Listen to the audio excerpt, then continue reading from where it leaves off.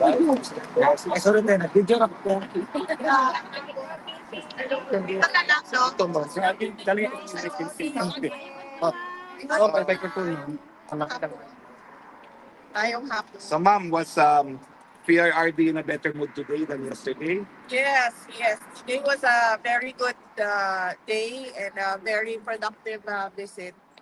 So I'm happy that we discussed so many things because I was with my son. So we discussed about sports, we discussed about education, we discussed about scholarships and who should benefit from scholarships. And then we discussed about girlfriends since he will grow up, and then PRD gave him tips and gave him advice about relationships. So talagang it was your son that was the joy of his day today. Yes, oo. Everything was, all our discussion revolved around the life of a young boy who's 12 years old. So. And then he was visibly pleased when he saw his grandchild because he's tall already. The last time we saw him was he's not that tall. He's 5'5" now at 12 years old. Wow. That made him visibly surprised and pleasantly surprised. Sa politika po, yung usapan. Politics, wala. Let me remember. Wala naman. Meron siya nabanggit about Marcos, but ayoko na sabihin yung mga binanggit niya. Alam nyo naman na lahat yun kasi nakikita nyo naman kung anong nangyayari sa bansa natin. And he mentioned drugs as well. And the current state of our country in terms of illegal drugs. Okay, questions? VP, may tanong po. Congratulations for the Office of the Vice President for receiving an unmodified statement from opinion from COA, I'm sorry, for 3 straight years under your leadership. What's your opinion with respect to this? Well, it shows the transparency and accountability and the compliance of the Office of the Vice President with all the regulations required by. So we are thankful for the hard work. I am thankful for the hard work of Office of the Vice President personally. VP, how was your trip in South Korea? Could you tell us about it? I did not go to South Korea. Are you Australia? You're out last week. Australia. Malaysia. But you answered a lot of questions about Australia already. But are you planning to visit other countries? Yes, ma'am. There is a Filipino community event already confirmed on July 27 in South Korea.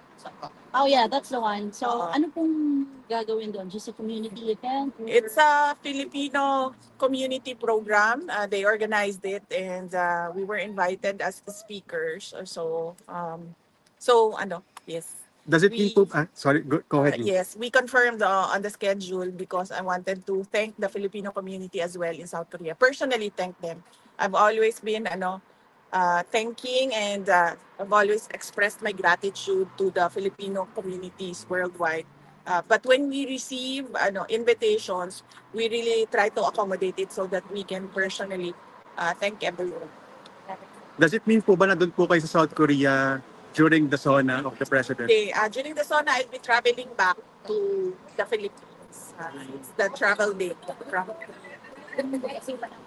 After Vice President, ano po yung reaction ninyo? What does it mean when you told your spokesperson of the Office of the Vice President, Attorney Ruth Castelo, that she will not be the attack dog of the Office of the Vice President? What's the motivation behind this? Because her job is for the institution, is for the Office of the Vice President. No, it's not political. It's not for me. So That is why she will only bring good news, accomplishments, and announcements of the office of the Vice President. Not the other woman. Uh, so, Nag-a-atake sa inyo. no, no, no, no, no. No, we do not want to, Declare. besmirch the reputation of our office. VP, speaking po kay spokesperson Castelo, so nabanggit po niya na meron daw pong additional 170 million dun sa budget ng OVP for next year. So ngayon po ang current budget na na-approve ng DBM ay 903 million. Yes. And sabi po ni spokesperson Castelo, for additional employees daw po and other IT equipment, yung sa cost na yun. So saan po gagamitin exactly yung IT equipment? Saka ano po yung purpose ng additional employees? It is best since the office of the Vice President already has a spokesperson, no, and she has been allowed to discuss matters regarding everything about the office. So let's just direct the questions to her when she does her press con. She will conduct a regular press con. VP, I know this question has been asked many times. Yung impeachment na nakahang pa rin sa'yo, how are you going to address the allegations of, for example, fictitious names as beneficiaries of the fund? It can be very well addressed during trial. So our lawyers are preparing for the trial and collecting pieces of evidence and gathering affidavits from witnesses that they will present during trial. But let me just say this, no, na I think it is wrong for everyone to pick up as truth or as a fact all the pronouncements of the members of the House of Representatives, particularly with the fictitious names, because there are rules in intelligence operations, and you already heard some of intelligence people who work in intelligence say that aliases are often used in intelligence operations. So, yeah. So it can be deduced that the fictitious names are not real names but aliases. That can be discussed during the trial, ma'am. I do not want to elaborate on intelligence operations. We have an intelligence expert on our side, two actually, who will be our resource persons. So let us wait for the trial. And as I said yesterday, if there is no trial, then I will answer it publicly, which is I just want to wait what will happen to the articles of impeachment. Ma'am, regarding naman po sa case ng inyong aba, so yung defense team po, si Attorney Kaufman, he seeks to present po yung Senate findings ng committee po or ng panel po ni Senator Amy Marcos. So napag-usapan po ba ninyo yun ni Senator Marcos nung magkasama po kayo sa Malaysia? Tsaka sa tingin po ninyo, ano po ba maging epekto nitong paggamit kung papayagan po magamit itong panel report dun sa ICC case? Not discussed. The findings of the committee of Senator Marcos with her. I do not know. They had a private meeting. Attorney Kaufman and Senator Marcos had a private meeting here in The Hague when she came for the rally. And I do not know what they discussed. And Attorney Kaufman is careful as well on what he discusses with me because there are some things, there are many parts of the defense strategy that are confidential and are privileged between the lawyer and the client. Ma'am, kumusta po pala yung inaayos niyong oath-taking for mayor of your father? Is it going to happen? Hindi po ako nag-aayos ng oath-taking niya, ma'am. Inaasikaso po yun ng kanyang mga abogado sa Pilipinas. So hindi ko po alam kung anong update ng mga lawyers niya Pilipinas. Andito po ako para bumisita kay dating Pangulong Rodrigo Duterte at magpakita ng support. Bibi, can I ask my story? Nakita niyo po yung mga evidence ni Claire Castro na half of the evidence po is blanco, na mga barangays that drugs-free daw po, Bibi. Tapos na masyado daw makapal yung mga list. Pero half of that is empty. Ano po masasabi niyo? Well, it's not surprising coming from the administration, no?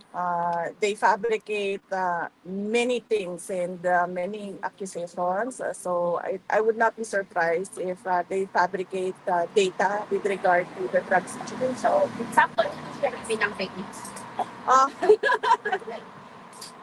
Uh, absent a law on fake news, kung ano yung hindi totoo, hindi truthful, and faithful to the facts, that would be fake news. VP, I know we ask this all the time. Meron po bang mensahe si President Duterte sa mga kababayan niya? Kanina, masyadong mahaba kasi I'm sorry ha. Kanina, he had no message for everyone. It was so long and somehow hindi ko na nakuha lahat. I'm so sorry. Pero VP, to follow up on that, is our former president ever tired of us asking about his message to us? Kasi meron nagtanong VP. No. I ask him his message every day. Pero gist ko na lang yung kanina na sinasabi niya ha. Sinabi niya, lahat ng ginawa niya ay para sa bansa. At sinabi niya, hindi lahat ng mga nakakulong. He was directing it to my son actually. Sabi niya, not all people in detention are bad. I am not here because I am a kidnapper, I am a robber, I am a holdupper, I am a thief. I am here because I did things for my country. Yes. And I do not regret going after criminals and going after people dealing in illegal drugs for my country. So yun yung gist na medyo mahaba yun kanina. Pwede ako magtanong tungkol kasi kaibigan mo si Amy Marcos. Kasi palagi ako papunta dito, walang nagtatanong tungkol sa dalawa ninyo. Yung nagpunta ka sa Villamor Airways, natanong mo ba ni Amy Marcos na saan siya? Kasi hindi ka pinapasok eh. Tapos yung si Alpotera nakapasok. Yun lang ang tanong ko. Kasi kaibigan mo siya. Di ba kung kaibigan mo siya, nandoon siya sa'yo? Wait ma'am, sandali ha. Kasi may, Hindi ko na kasi maalala ma'am. Tingnan ko lang yung chat namin ma'am. Oo, kasi- usap kami nung araw. Kasi- maraming nagtatanong March sa 11 akin. yun, no? Okay, importante naman ito. Sasagutin niya. Sasagutin. Hanapin ko lang ma'am kung meron kaming chat that day, March 11. Pero sa maalala ko lang ma'am, wait lang. Tingnan na lang natin para hindi.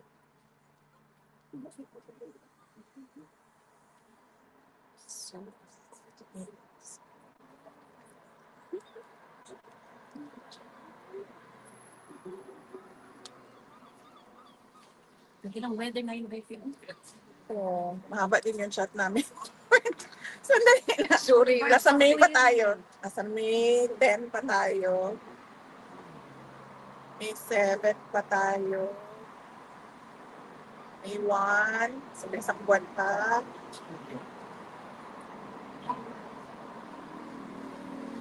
April 12.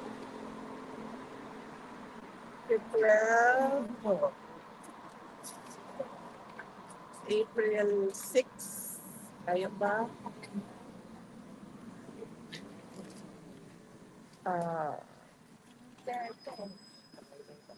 Nag-ano siya eh. Nag-ganon siya. Ay, nasa bus. March 11.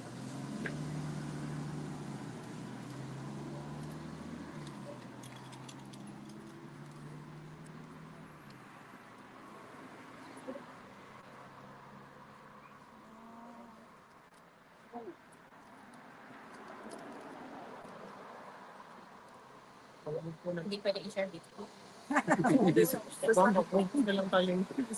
is very important. That is very important because si BP is very trusted with Amy Marcos. Baka yan ang manggulo sa 2028. Yes, that's Wait lang, wait lang. Yeah, I know. Marcos is traitor. Love, calm down. Yeah, I know. Wala kami Tanawa. during the ma'am. That is very important, BP. Wala, ma'am. Wala kami. Pondo. Oh, hindi mo siya natanong. Actually, natanong, ma'am, Oh, nasaan kung siya? pwede, Kaibigan ka. nasaan siya. Hindi mo siya natanong. Bakit hindi siya doon sa Villamor Airways kung tapat siya sa iyo, tapat siya sa mga Duterte? Kasi nakipag-ariglo siya sa iyo, naging kaibigan mo na ngayon. Ma'am, Tapos wala siya sa Villamor Airways. Sagutin mo hindi siya. naman ako, hindi ako spokesperson ni Senator Amy Marcos. Pero, in fairness to her, ang dami nang wala doon sa Villamor Air Base, ma'am. Ang dami talaga na nagsasabi na para kay President Duterte sila at sumusuporta sila kay President Duterte, pero wala sila doon sa Villamor Air Base at all. Pero ang girlfriend, Okay. Next question, next question. Tama. Next question. Ano lang, kasi, question lang, napakinggan ko yung interview ni Manong Chavik sa Bilyonaryo na pag kumandidato ka po daw po kayo sa 2020, full support po daw po siya sa'yo. Dahil nagka-amnesia na daw po si Alzheimer na si BBM. Ano po masasabi niyo kay Manong Chavik? Well, nagpapasalamat ako kay former Governor Chavit Singson. In fact, tumatawag siya sa akin twice bago yan lumabas ang interview. Tumawag siya sa akin. Twice ko din na hindi nakatanggap yung call niya, na miss call lang siya. Tapos nung nag-message naman ako sa kanya na tatawag ako, hindi na siya nakasagot. Baka busy din kasi. So, nagpapasalamat ako sa kanyang suporta. At isa siya sa mga tao na kilala ko na maayos kausap at may prinsipyo na tao. Ma'am, another question. That's 3 years from now, the presidential election. But right now, what does the VP want to do as the vice president and once and for all address the criticisms that you've been not doing your job but just going around the world? So, ano po yung plano natin? Yes, ma'am. Very recently, we did our Pasidungog, no? Doon sa Pasidungog ay binigay na namin yung report namin sa taong bayan kung ano yung isang taon na nangyari sa Office of the Vice President. At binigyan din namin ng recognition yung mga partners namin for the past year sa Office of the Vice President. Since tinanggal na ng House of Representatives or ng Congress yung medical and burial assistance ng Office of the Vice President, ang naiwan na lang sa mga projects namin ay pagbabago yung Million Learners at Trees campaign. This is a campaign for education targeting 1 million school children by 2028 and targeting 1 million trees by 2028. And then ang next namin is ang Magnegosyo Taday namin. This is targeting women's association and LGBT groups or individuals who want to access financing for their micro or small enterprises. And then next is we still have our disaster operations center. Yun sila, araw-araw yun nagbibigay ng tulong namin kapag merong sunog, may baha, merong evacuees dahil sa pagsabog ng bulkan or dahil sa bagyo, kung ano man yung problem doon sa area of responsibility nila. And then we also have the Libreng Sakay program. Ito yung mga buses na pinahiram sa Office of the Vice President. So ang ginawa namin ay nilagay namin sila sa mga ruta na kailangan ng augmentation, transportation during high traffic hours. And then ang next namin is yung Pansarap program namin. This is the feeding program namin wherein we target school children, malnourished school children for 120 days. We do our feeding program. In fact, meron kaming quite a funny story dito sa pansarap namin na project, no?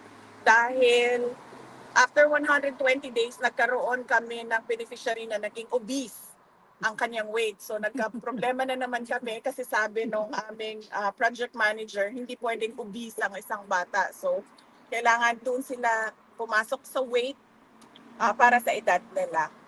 So yun po yung mga projects ongoing for the office of the Vice President. And dagdag doon sa mga ginagawa ng opisina namin doon sa loob ng Office of the Vice President and mga satellite offices namin, no? We have in Pangasinan, in Isabela, in National Capital Region, and then we have Western, Central, and Eastern Visayas. We have BARM, we have Western Mindanao, Southern Mindanao, and Caraga, and Bicol. So, yan yung mga ginagawa nila. And then, para sa akin, dinadagdag namin yung mga invitations ng various associations. And then, yung invitations ng Filipino communities abroad, mainly to discuss what happened to President Duterte at anong nangyari doon sa kanyang extraordinary rendition and yung injustice ng ICC, justice na ginagawa ng ICC, holding an 80-year-old man in detention knowing he has health problems. And then yung discuss din namin during our Filipino community events kung ano ba yung mga gusto makita ng mga kababayan natin, lahat ng mga OFWs na nakatira or nakatrabaho abroad dahil napakaraming best practices around the globe. And then finally, we discuss what is happening right now in our country. So yan yung mga ginagawa namin. Ma'am, kailan ang next visit niyo? Kita tayo dito. Wala pa ako schedule kasi medyo mahaba yung schedule ni Veronica dahil school break na niya eh. So mahaba yung kanyang time dito. Okay. So you will be here, wala lang schedule ang visit. Wala ako dito. Pag wala akong schedule sa bisita, wala din ako dito. Nandito lang ako pag may schedule ako sa bisita sa loob. Ma'am, I have a question. One question, ma'am. Ilang days na po stay niyo? Four na. Or na? 4 times a week. Ma'am, I have a question. As an excellent, hardworking vice president with 3 consecutive unmodified opinion from FOA, what is your message to your detractors who tries to pull you down to the mud when in fact you're shining like a star? Sinabi ko na yan. Kuya, wag po na ako. Of course. Naging siya beauty queen. Beauty contest. Correct. Beauty queen answer, no? Grabe. No, ano lang. As I said, di ba, before, when they started, sabi ko, you just try and drag me to hell. Then, we'll see.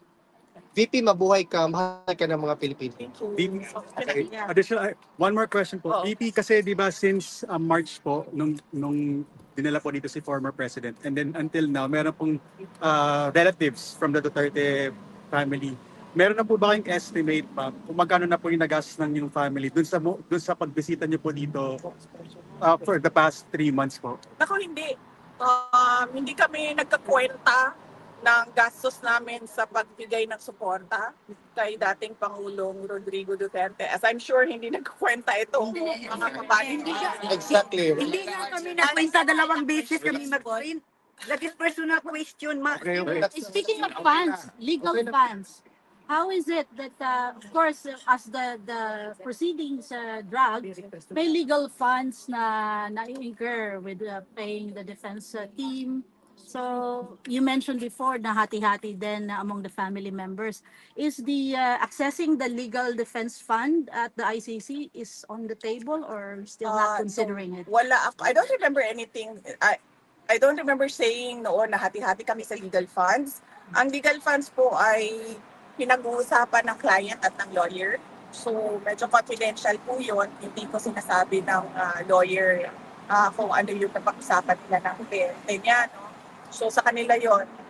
But sa travel namin, kanya-kanya po yung gastos. Hindi po kami kumukuha sa isang common fund or ano. Kanya-kanya pong hanap ng resources para makabisita kay dating Pangulong Duterte. Thank you, VP. Thank you kasi Thank you nandiyan na, yung oo. minor na anak niya nag-aantay. Can I ask the first timers? Ma'am, do you have a few minutes for pictures? Thank you, Can we VP. prioritize the first timers? Doon daw, sir. Doon Let's daw mag-start. prioritize the first timers. Dito daw mag-start, First tapos timers. pasok. First timers.